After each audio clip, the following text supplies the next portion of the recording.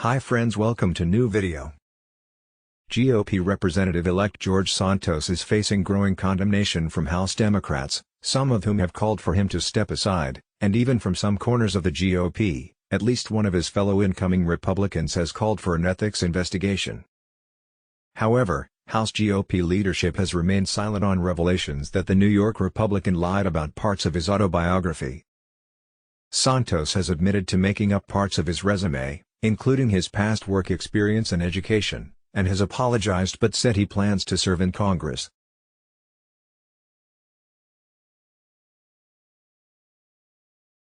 Joaquin Castro of Texas and Ted Love of California were among those calling for Santos, after the congressman-elect gave an interview in which he admitted to looking through his resume, to resign. To give and if they refuse, the House to expel them. Castro called for Santos to be investigated by authorities, arguing that if the New York Republican is allowed to serve in Congress after lying about his resume, there will be others who up and down the ballot will seek office who believe they can perfectly build the credentials, personal qualities and accomplishments to win office. Democratic Representative-elect Dan Goldman of New York, a former federal prosecutor, called Santos a total fraud. Congress also has a responsibility to hold George Santos accountable, but it's sad that we can't trust House Republicans to open an investigation at the House Ethics Committee, he criticized House Republicans.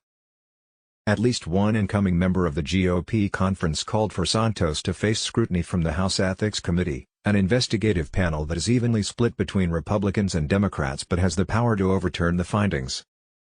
There are limited options. As a Marine who has campaigned to restore accountability and integrity to our government, I am confident that a thorough investigation by the House Ethics Committee is warranted, GOP Rep. Elect Nick LaLota said in a statement. And if necessary, law enforcement agencies are required. It marks the sharpest rebuke ever by a Republican serving in Congress. Some text goes here: New Yorkers deserve the truth and House Republicans deserve a chance to govern without this distraction, LaLota added. Another GOP lawmaker from New York, Rep. Elect Anthony D'Esposito, condemned Santos' false statements and called on him to take the path of honesty, though he stopped short of calling for an investigation. Some text goes here: Long Island neighbors are deeply hurt and rightfully outraged by the lies and misrepresentations of Congressman-elect Jorge Santos, he said in a statement. While Santos has taken an important first step by coming clean about his education, work experience and other issues, he must continue to walk the path of honesty.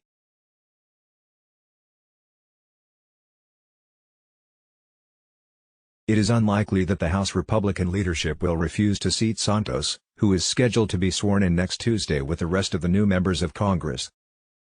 The House has the power under the Constitution to expel any member with a two-thirds vote, but doing so is extremely rare and only 5 lawmakers have been expelled in American history.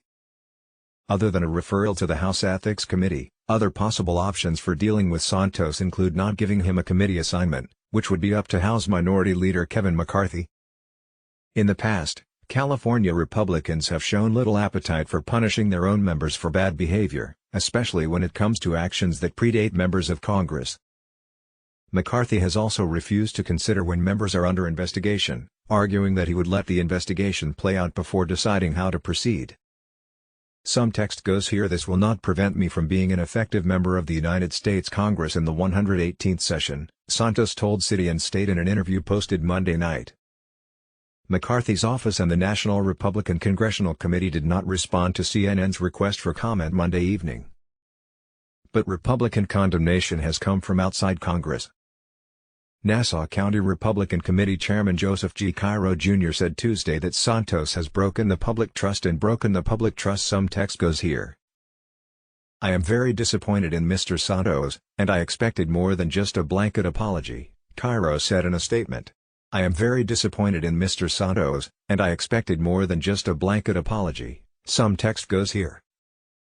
CNN's file reported that Santos claims that his grandparents survived the Holocaust because they were Ukrainian Jewish refugees from Belgium who changed their surnames, family trees compiled by genealogy websites, Jewish conflicting sources, including refugee records and interviews with several genealogists.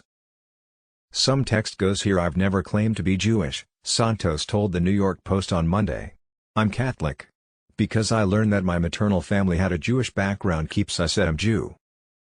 But Santos described himself as a proud American Jew in a document shared with Jewish groups during the campaign, first reported by The Forward and confirmed by CNN. Asked Tuesday night about the statement by former Representative Tulsi Gabbard, who was a guest host on Fox's Tucker Carlson Tonight, Santos said Tucker Carlson Tonight, some text goes here.